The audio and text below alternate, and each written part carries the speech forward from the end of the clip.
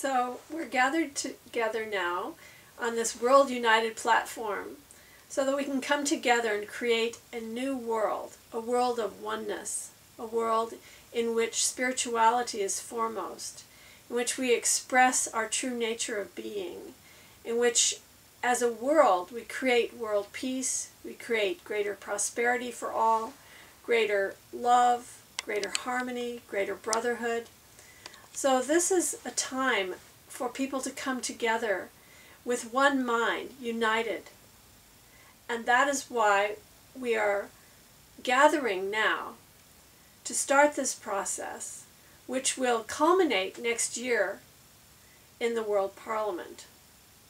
So my message for today is that as we move into this new era, and a lot of people are talking about 2012, what's going to happen in 2012. And my message is that what's been happening for the last 50 years is what will continue in 2012.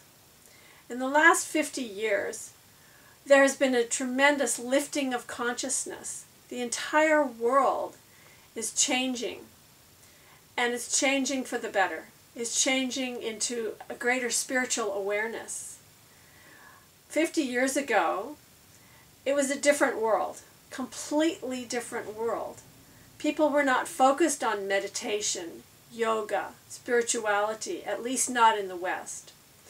But we're so grateful that many spiritual teachers have come to us from the great land of India.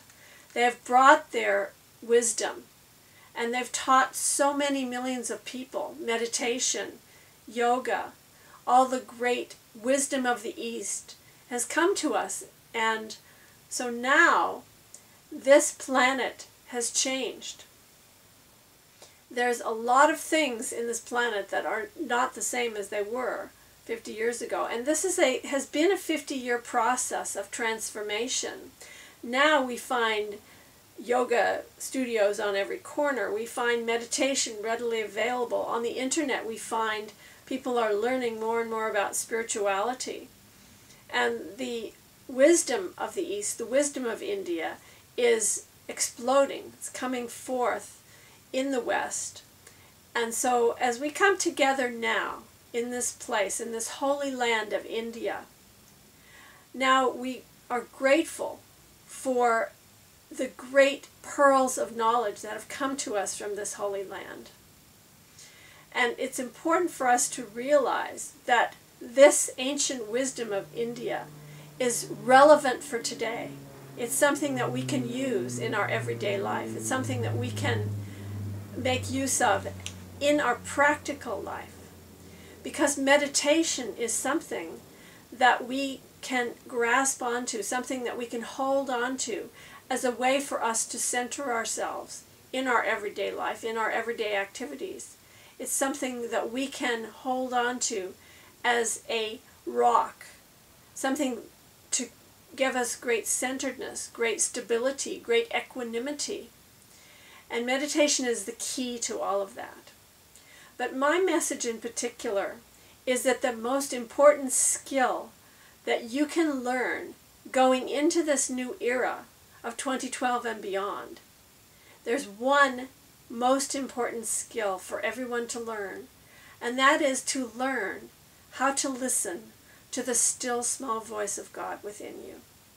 That is to learn how to communicate directly with God, how to have direct contact and communication with the God of your understanding, and to begin to follow that guidance, to trust what you receive when you ask questions of that divine voice, when you ask questions of your higher self, and to receive that, to trust that, and to follow that.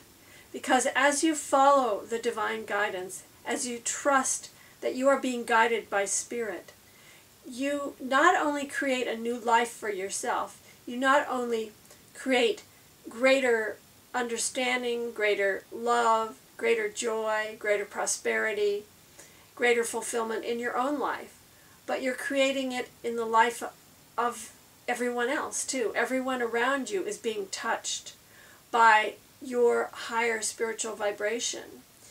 And this spreads doesn't just end with the edge of your energy field. It spreads out to your family, to your community, to the place you're living. In fact, it spreads to the world. It spreads even to the universe.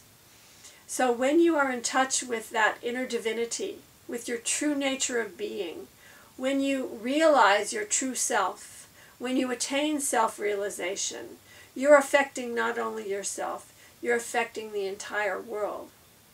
So if we want to create a world united, if we want to create harmony, love, and peace for all humankind, we must start with ourselves. The only way that we can create world peace, the only way that we can create a harmony, the only way that we can create a world united is for each of us to unite with our own higher being. It's for us to unite with inner divinity, with God within us. So my message for you as we go into this new era is open to spirit.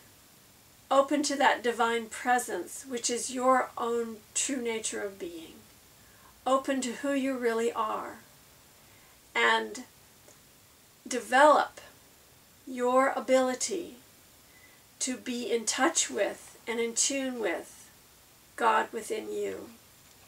Begin to see the world through the eyes of God. Begin to hear the divine voice. Begin to do the works of God. To walk in the footsteps of God, to breathe the breath of God, to say the words of God, to speak the words that you receive from God, and to live your true divine nature, your true nature of being, your own inner ecstasy, which radiates through you to touch all of humankind, to live the life worth living, the life divine.